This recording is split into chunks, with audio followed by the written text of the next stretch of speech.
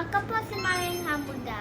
Ipapakilala ko po sa inyong kasapi ng aming pamilya at ang kanilang mga tukulin sa loob ng aming tahanan. Ito po ang aking tatay, siya po ang aming haligi ng tahanan.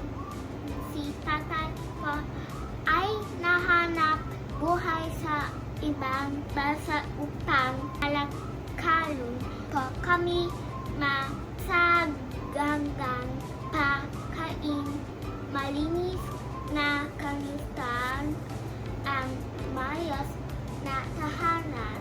Ito naman pa ang aking nanay.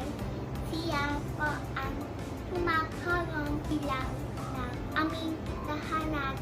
Ang tukulin po ng aking nanay ay ang mga gawing bahay tulad ng panghuhugas ng pinggan, paglalaba, ang palinis ng bahay. Si nanay po ang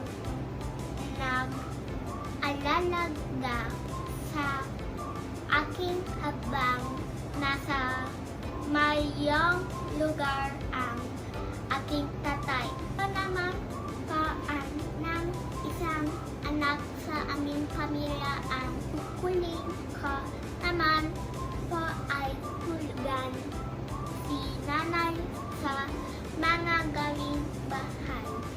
Ako po ay inuuwan ng aking tatay at ng nanay na maging mabuti,